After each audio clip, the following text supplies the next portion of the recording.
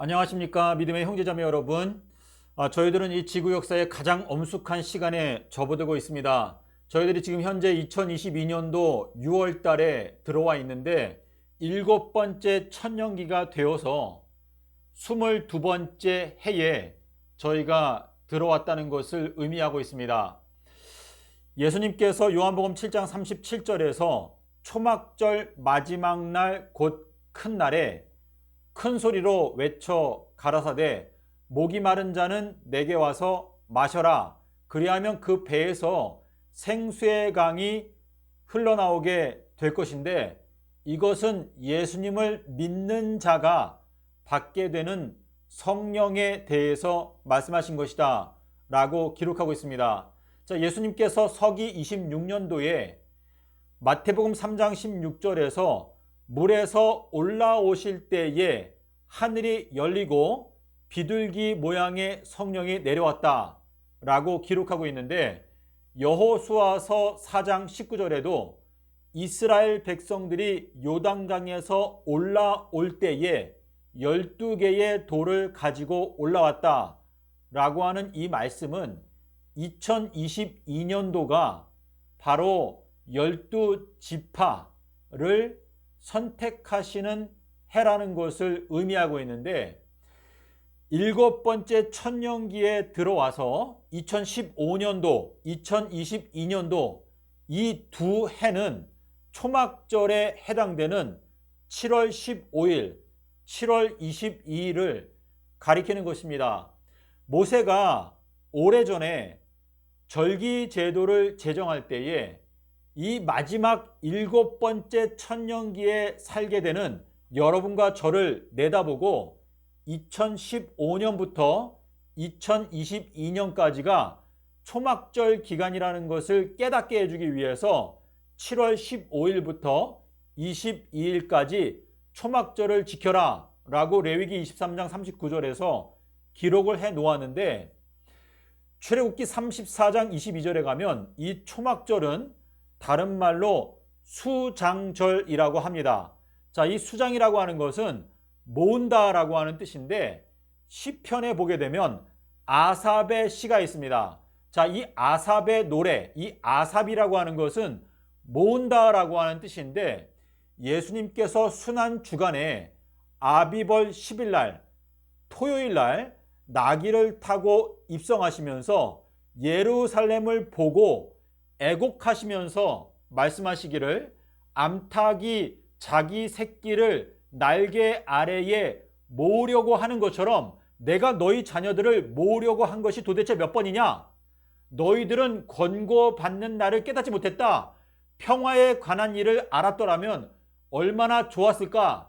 라고 말씀을 하시면서 이제 예루살렘 도성이 돌 위에 돌 하나도 첨놓이지 아니하고 다 무너지게 될 것이다 라고 예언을 하셨는데, 그것이 바로 2022년도에 성취가 되는 것입니다. 자, 2022년도가 초막절 마지막 날 큰 날. 자, 이 마지막 날이라고 하는 것은 요한복음 11장에서 마지막 날 부활 때에는 다시 살 줄을 내가 믿나이다 라고 말했는데요. 이 마지막 날이라고 하는 것은 2022년도가 그리스도인들이 지금 깊은 잠에 빠져 있다가 영적으로 부활할 수 있는 해가 된다는 것을 설명하고 있습니다. 예수님을 믿는 자가 받게 되는 그 성령을 가리켜서 말씀하실 때에 배에서 생수의 강이 흘러나온다. 자, 이 배라고 하는 것은 마태복음 12장 40절에서 물고기 뱃속에서 요나가 삼낮 삼밤을 있었던 것처럼 인자도 역시 땅 속에서 삼낮 삼밤을 지낸다라고 말씀하셨는데, 요나의 표적을 깨닫게 되는 것이 바로 늦은 비 성령을 받게 되는 것입니다. 자, 이른 비, 늦은 비는 그리고 만민에게 내 신을 부어준다. 요엘서 2장 23절과 28절에 보면 이른 비가 먼저이고 그 다음에는 늦은 비이고 그 다음에는 만민에게 나의 신을 부어주겠다 라고 말씀하셨는데, 예수님께서 초림하셨을 때에 침례 요한이 바로 늦은 비였습니다. 스가랴서 10장 1절에 가면 늦은 비가 내릴 때에는 번개가 동반되는데 이 번개는 누가복음 11장 36절에서 등불에서 번개가 흘러나온다 라고 기록하고 있는데, 이 등불은 요한복음 5장 35절에서 침례 요한은 켜서 비치는 등불이다 라고 기록하고 있는데, 자, 이 비춘다 라고 하는 것은 마태복음 2장 7절에서 하늘에 별이 비춘다, 마태복음 24장 27절에 번개가 비춘다, 24장 30절에서 인자의 징조가 하늘에 비춘다 라고 말하고 있는데, 침례 요한은 켜서 비추는 등불이다. 그런데 이 등불에서 번개빛이 나온다 라고 말하고 있기 때문에 초림 때에는 바로 침례 요한의 기별이 늦은 비의 기별이었습니다. 자, 그리고 오순절 때 성령을 부어주셨는데, 이 오순절 때 받았던 성령은 베드로가 사도행전 2장 17절에서 말하기를 요엘서 2장 28절을 인용하면서 만민에게 내 신을 부어준다 라고 하는 말씀이 성취된 것이 바로 오순절 사건이다 라고 설명하고 있습니다. 그래서 이른비가 먼저이고, 이른비라고 하는 것은 일찍 깨닫는 자들이 전파하는 기별, 이것이 이른비이고, 늦은비는 엘리야 또는 침례 요한이 전파하는 기별이 늦은비의 기별인데, 침례 요한이 전파했던 기별은 엘리야의 기별, 주의 길을 곧게 하라, 요한복음 1장 23절, 예수님은 하나님의 아들이다, 죄를 회개하고 침례를 받아라. 누가복음 7장 29절과 30절에 보면 많은 이스라엘 백성들은 침례 요한의 침례를 받았습니다. 하지만 교단의 지도자들은 침례 요한의 침례를 받지 아니하므로 하나님의 뜻을 스스로 저버렸다라고 기록하고 있습니다.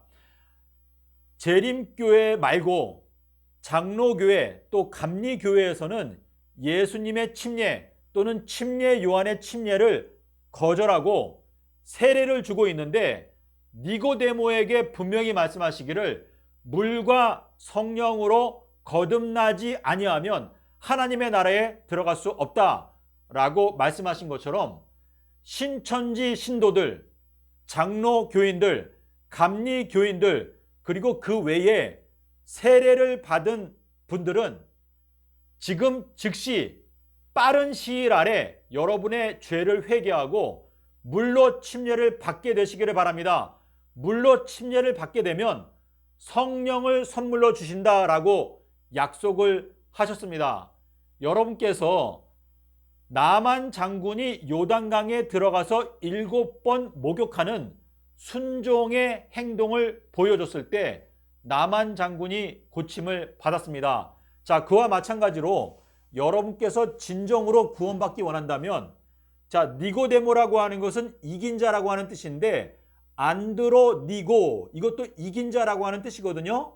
계시록에 가면 계시록 6장 2절에 흰말 탄 자가 나오는데, 그의 손에는 활을 들고 있고 머리에는 면류관을 쓰고 있는데, 그가 이기고 또 이기고자 하더라. 자, 이긴다라고 하는 것은 이 이기기 위해서는 지혜가 필요합니다. 근데 이 이긴다라고 하는 단어가 니코라고 하는 단어인데, 니고데모, 안드로니고 다 이긴 자를 뜻하는 것인데, 니고데모에게 말씀하신 물과 성령으로 거듭나지 아니하면 하나님의 나라에 들어갈 수가 없다라고 말씀하신 것처럼 여러분께서 죄를 회개한다, 요한복음 16장 9절 10절에서 성령이 오시면 그가 죄에 대해서, 의에 대해서, 심판에 대해서 세상을 책망하실 것인데, 죄에 대하여라 함은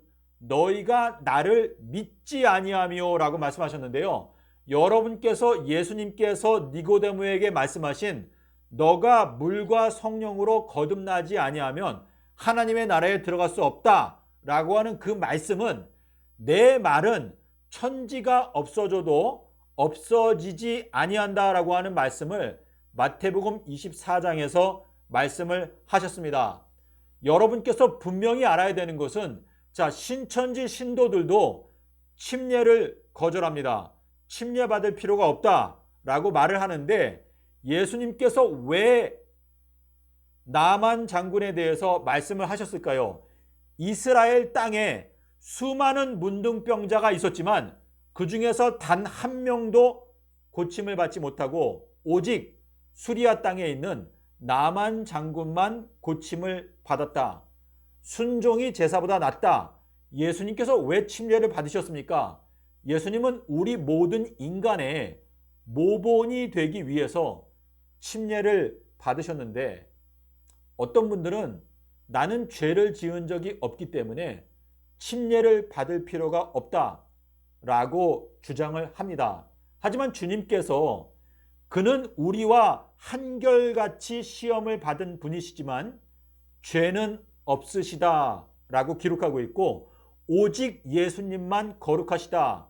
예수님은 완전한 제물이다 라고 기록하고 있는데 예수님께서 죄가 없으심에도 침례를 받으신 이유는 우리 모든 인간들이 영생을 얻기 위해서는 예수님의 모본을 따라서 물로 침례를 받아야 한다라는 것을 말씀하시는 것입니다. 주님께서 우리에게 경고하시기를 노아의 날들과 마찬가지로 인자의 날들도 그렇게 될 것이다 라고 누가복음 17장에서 말씀을 하셨는데 인자는 엘리야를 가리킵니다. 예수님께서 계시록 3장 3절과 16장 15절에서 내가 도적과 같이 오겠다라고 말씀하셨는데 마태복음 24장 43절에 가면 도적이 어느 경점에 어느 시간에 올 줄을 알았더라면 너희가 깨어 있어서 그 집을 뚫지 못하게 하였을 것이다. 그 집이라고 하는 것은 우리 몸을 말하는 것입니다.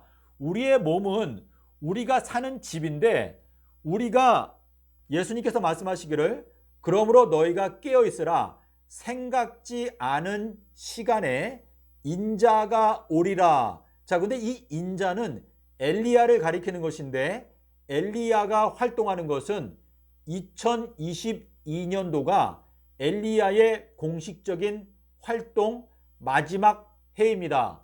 그 내용은 여러분께서 사도행전 13장을 보시면 알 수가 있는데 침례 요한이 자기의 달려갈 길을 마치면서 말하기를 나는 예수님의 신발끈을 풀기도 감당치 못하겠다라고 하는 말을 하였는데 그 말이 AD 26년도에 했던 말인데 그 AD 26년도가 이 말세에는 2022년도에 성취가 됩니다. 그래서 여러분께서 인자라고 하는 것은 재림 때에는 이 인자가 엘리야를 가리키는 것인데 엘리야는 지금 현재 광야에 있습니다. 마태복음 11장 10절부터 읽어보시게 되면 너희가 무엇을 보기 위해서 광야로 갔었느냐? 광야에 가서 엘리야를 너희가 만났는데 그 엘리야는 여자가 낳은 자 중에서 가장 큰 자이고 선지자보다도 훌륭한 자가 바로 침례 요한이다 라고 말씀하셨는데 마태복음 24장 26절에 가면 너희가 그리스도가 광야에 있다고 하여도 골방에 있다고 하여도 믿지 말라라고 이렇게 말씀하신 것은 이 마지막 때를 예수님께서 설명하기 위해서 너희가 광야로 가면 엘리야를 만날 수 있는 때가 있기는 있는데 그 엘리야는 이제 2022년도가 지나가게 되면 엘리야는 더 이상 광야에 있거나 골방에 있다라고 말할 수 없게 되는 시점이 온다라고 하는 것을 말씀하기 위해서 누가복음 17장 22절부터 읽어보시게 되면 이제 어떤 시점이 오게 되면 인자의 날들 중에서 하루를 보고자 하여도 볼 수 없게 되는 날들이 오게 될 것이다 라고 기록하고 있습니다. 자, 그래서 2023년도가 되면 어떤 시점이 오게 되면 이제는 엘리야가 광야로 가도 골방에 가도 만날 수가 없다. 마치 번개가 동편에서 번쩍여서 서쪽까지 번쩍이는 것처럼 인자도 자기 날에 그러하리라 라고 기록하고 있는데, 에스겔서 1장에 가면 내 생물에 대한 이야기가 나옵니다. 근데 이 내 생물의 움직임은 얼마나 빠른지 그 움직임이 마치 번개와 같다라고 기록하고 있는데, 에스겔서 40장, 41장, 에스겔 여러 곳에서 설명하기를 하나님의 신이 에스겔을 들어서 다른 곳으로 옮기신다 라고 하는 내용이 나오는데요. 사도행전 8장에 가도 하나님의 성령께서 빌립을 들어서 다른 곳으로 옮겨놓는 장면이 나오는데, 이 마지막 때에는 엘리야가 활동하는 기간이 있고 엘리야가 이제 번개와 같이 활동하게 되는 때가 오는 것인데, 그때가 오게 되면 더 이상 어떤 특정한 장소에 있다고 말할 수 없는 시점이 온다라는 것을 예수님께서 설명하기 위해서 번개가 동편에서 번쩍해서 서편까지 비추는 것과 같이 인자도 자기 날에 그러하리라 라고 말씀을 누가복음 17장 26절쯤에 거기에서 말씀을 하셨습니다. 자, 믿음의 형제자매 여러분, 노아의 날들, 인자의 날들. 자, 노아의 날들이라고 하는 것은 노아가 방주를 건축하는 기간을 뜻하는데, 노아의 날들은 은혜의 기간입니다. 방주에 탈 수 있는 기간인데, 베드로전서 3장 20절에 보면 노아가 방주를 건축하던 기간들, 날들 이렇게 기록하고 있는데, 노아가 방주에 들어가던 날, 방주의 문이 닫혔습니다. 자, 그와 마찬가지로 이 마지막 때에 인자의 날들도 그렇게 될 것이다 라고 하는 그 말씀은 2022년도가 지나가게 되면 이제 은혜의 문이 닫힌다 라고 하는 표현인데, 마태복음 3장 16절에서 하늘이 열렸다, 계시록 4장에서 하늘에 열린 문을 보았는데 내가 보좌를 보았다, 그런데 그 보좌는 보름달이다 라고 기록하고 있는데요. 계시록 11장 6절에 가면 1260일 동안 하늘을 닫는다 라고 기록하고 있는데, 2023년도 4월 1일이 되면 하늘이 닫히고 1260일 동안 비가 오지 않는다 라고 하는 말씀처럼 2023년도가 되면 이제 방주의 문이 닫힌다 라는 것을 의미합니다. 자, 마태복음 10장 5절과 6절에서 예수님께서 너희들은 이방인의 길로 가지 말라 라고 말씀하셨는데, 이방인의 길은요 훨씬 더 은혜가 충만합니다. 다시 말해서 계시록 11장 1절과 2절에서 너는 성전 안에서 예배 드리는 사람들은 청량을 하라, 심판을 하라, 자로 재라, 사람들을 갈라내라, 알곡과 가라지를 갈라내라 라고 명령을 하시지만, 성전 바깥에 있는 마당들은 청량하지 말고 그냥 두어라. 그 마당들은 이방인의 공간인데 이방인들에게는 42달의 기간이 더 연장되어져 있다 라고 말씀을 하셨습니다.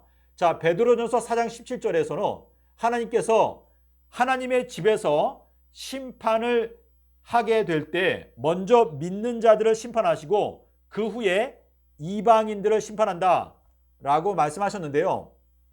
자, 예수님께서 그분의 공생애를 통해서 마태복음 10장 6절에서 너희들은 사마리아인에게도 가지 말고 이방인에게도 가지 말고 이스라엘 집에 잃어버린 양들에게 전도하러 가라 라고 말씀하셨는데, 예수님께서 전 3년 반 공생애를 마치고 십자가의 그 고통을 견디시고 부활하셔서 마태복음 28장 19절에 너희들이 이제는 이 세상에 있는 모든 이방인들에게 가서 그들을 제자를 삼아서 예수님의 이름으로 침례를 주고 아버지와 아들과 성령의 이름으로 침례를 주고 내가 너희들에게 가르친 모든 것들을 가르쳐서 지키게 하라 라고 말씀하셨는데요.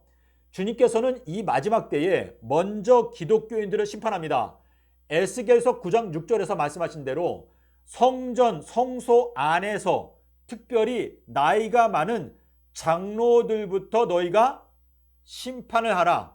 이마에 인을 치든지 인을 치지 않든지 그것을 결정하라 라고 말씀하셨는데, 자, 마가복음 11장 11절에 가면 예수님께서 아비벌 10일 날 토요일 날 성전에 들어가셔서 성전 안에 있는 모든 것들을 다 둘러보셨다라고 기록하고 있습니다. 자, 이 모든 것을 둘러보셨다라고 하는 말씀은 2022년도에 예수님께서 현 기독교인들 전체를 단 한 명도 빼놓지 않고 전부 다 점검하신다, 검사하신다 라고 하는 의미가 되겠습니다. 자, 그래서 이 모든 것을 둘러보신다 라고 하는 이 말씀이 누가복음에도 가면 예수님께서 오른손 마른 자를 고쳐주실 때 그 안에 있는 모든 사람들 다 둘러보시고 그리고 그 오른손 마른 자를 고쳐주셨다라고 기록하고 있습니다. 자, 그래서 주님께서 우리 모든 기독교인들을 다 한 명도 빼놓지 않고 점검하신다라고 하는 뜻은, 자, 여러분께서 여호수아서 4장 19절에 가면 아비벌 10일 날 요단강을 건너서 요단강에서 올라올세. 자, 요단강을 건널 때에는 마른 땅으로 건너갔는데 그 요단강을 건너자마자 요단강의 그 급류, 자, 그 추수 때에는요 요단강이 항상 범람했다. 요단강이 그냥 차고 넘쳤다 라고 기록하고 있는데, 이 요단강이 막 흐르다가 요단강이 갑자기 멈췄어요. 근데 이 요단강에 물이 막 쌓이면서 아담 성읍에 쌓였는데 예수 그리스도의 공로로 이 요단강이 딱 멈추니까 요단강을 건너갔어요. 건너가자마자 요단강이 다시 예전과 같이 흐르더라라고 기록하고 있는데, 누가복음 16장에 가면 이 구원받은 자들과 멸망받는 자들 사이에는 커다란 구렁이 있는데 이 구렁은 이쪽에서 저쪽으로 저쪽에서 이쪽으로 건너갈 수가 없다. 근데 이 구렁이 카즈마, 이 카즈마라고 하는 것은 과부라고 하는 단어와 같은 어근인데 그 과부가 엘리야입니다. 엘리야가 전파하는 기별로 알곡과 가라지가 나누어진다라고 하는 뜻인데, 엘리야가 전파하는 기별이 무엇인가? 주의 길을 곧게 하라. 이사야서 27장 1절에서 꼬불꼬불한 밤 리워야단을 잡아라. 자, 이 리워야단, 뱀이 만든 것이 뭐냐면 금요일 십자가설입니다. 이 금요일 십자가설을 믿게 되면 여러분은 결단코 구원에 들어갈 수가 없습니다. 히브리서 3장 9절부터 11절에서 하나님께서 맹세하여 가로되 너희가 내 길을 알지 못하기 때문에 너희들은 결단코 나의 안식에 들어오지 못할 것이다 라고 이렇게 말씀하셨는데요. 자, 여러분, 제가 여기 화면에 보시면은요, 이 화면에 있는 내용만 여러분께서 깨닫게 되시면 여러분께서는 근본적으로 예언의 기본적인 틀을 깨닫게 되실 수가 있습니다. 자, 두 번 성취되는 엘리야와 두 증인, 누가복음 13장 32절에서 오늘과 내일은 병 고치는 것과 귀신을 쫓는 것을 내가 완료하겠다라고 말씀하셨는데, 예수님께서 서기 30년부터 2030년까지 정확하게 2000년이라고 하는 기간 동안에 병을 고쳐주시고 귀신을 쫓아내신다라고 하는 의미가 되겠습니다. 자, 그런데 기독교인들에 대해서는 먼저 은혜의 문이 닫히기 때문에 2022년도가 바로 아삽, 주님께서 모으시는 마지막 해라는 것을 꼭 기억하시기를 바랍니다. 자, 여기에 보게 되면은요. 엘리야가 먼저 오고 그 다음에 두 증인이 오고 그 다음에 성령으로 인침을 받고 그 다음에 큰 환란에 들어갑니다. 자, 근데 초림 때에 침례 요한이 엘리야로 왔죠. 예수님께서 그랬어요. 엘리야가 이미 왔다. 침례 요한을 말씀하신 것인데 그 다음에는 예수님과 아버지 하나님께서 두 증인으로 활동하셨는데 요한복음 8장 17절 18절에서 예수님께서 말씀하시기를 너희 율법에도 이른 바와 같이 두 사람의 증거가 참되다 기록하였으니 내가 나를 위하여 증거하고 나를 보내신 나의 아버지도 나를 위하여 증거하시느니라. 이렇게 말씀하셨는데 아버지께서 증거하신 것은 마태복음 17장 5절에서 너희들은 내 아들의 말을 들어라. 자, 요한복음 6장 65절에서 아버지께서 이끌어주지 아니하시면 어느 누구도 내게로 올 수 없다라고 말씀하셨는데 아버지께서 이끄시는 말씀이 무엇인가? 구름 속에서 아버지께서 말씀하시기를 너희들은 내 아들의 말을 들어라. 자, 구름 속으로 끌어올려져 가기 원하면 구름 속에서 들려오는 아버지의 음성을 들어야 되는데 구름 속으로 끌어올려지게 되면 그 구름 속에 감추어져 있는 무지개가 보이게 되는데 이 무지개가 무엇인가 하면 활입니다. 활. 캐세트라고 하는 것은 구약 성경에서 활 또는 무지개를 뜻하는데 이 활로 쏘는 것이 바로 화살이죠. 잠언 7장 23절에 가면 음행하는 소년이 화살이 너의 간을 뚫어버리게 될 것이다 라고 기록하고 있는데 이 화살이라고 하는 것이 바로 다니엘서 9장 27절과 12장 7절에 나타나고 있는 절반, 일해의 절반 할 때 그 절반인데 일해의 절반은 수요일입니다. 수요일. 예수님께서 수요일에 돌아가셨다라는 것을 우리가 깨달아야 그 화살이라고 하는 무기를 갖게 되는 것인데 계시록 6장 2절에도 흰말 탄 자가 손에 활을 가졌다. 무지개를 가졌다. 근데 그 무지개로 활을 쏘는데 그 활에 맞게 되는 사람은 누구나 죽게 된다. 근데 그 화살이 바로 수요일 십자가 진리 일회의 절반에 예수님께서 제사와 예물을 금지하셨다라는 것을 다니엘서 9장 27절에서 말씀을 하시고 있습니다. 자, 그래서 여러분께서 여기에 보면은요. 초림 때에 주님께서 12제자를 인도하신 것과 마찬가지로 재림 때에는 주님께서 12지파를 인도하시는데 먼저 엘리야가 왔습니다. 엘리야는 이미 왔어요. 여러분께서 엘리야의 기별을 알아들어야 구원에 들어갈 수가 있습니다. 그러므로 여러분께서 등불을 켜서 등경 위에 두어라. 이것은 무엇인가 하면 자, 계시록 1장 20절에 가면 7교회가 나오죠. 7교회가 전부 다 등경이에요. 자, 등경의 이름 무엇인가 하면 등불을 높이는 거예요. 자, 등불 기별이 무엇인가? 침례 요한의 기별인데 침례 요한이 전파했던 것이 무엇인가? 주의 길을 곧게 하라. 회개하고 침례를 받으라. 그리하면 성령을 선물로 주신다. 여러분께서 2022년도에 반드시 침례를 받게 되시기를 바랍니다. 침례를 받게 되면 성령을 선물로 주신다라고 약속을 하셨습니다. 사도행전에 나오죠. 자, 그래서 여러분께서 침례를 받고 여러분께서 물에서 올라올 때 하늘에서 비둘기 모양의 성령, 자, 비둘기는 요나를 가리키는데 요나의 표적을 깨닫게 되면 여러분께서 미래가 환하게 열리는 것을 경험할 수가 있습니다. 자, 그래서 여기에 보면 엘리야의 해는 2023년도 3월 달이 되면 이제 거의 끝납니다. 그리고 그 다음에는 1260일 동안 두 선지자가 활동을 하게 됩니다. 그리고 나서 오순절, 이거는 2026년도에 오순절 때 성령의 인침을 받고 그 다음에 42달 동안에 대환란이 있게 될 것입니다. 자, 그래서 주님께서 그분의 생애를 통해 우리가 걸어가는 길을 다 보여주셨는데 첫 번째는 물침례, 두 번째는 성령 침례, 세 번째는 불침례 또는 피해 침례를 받아야 되는데 예수님께서 걸어가신 길을 걸어간다. 자, 아무든지 나를 따라오려거든 자기를 부인하고 자기의 십자가를 지고 나를 따라와라.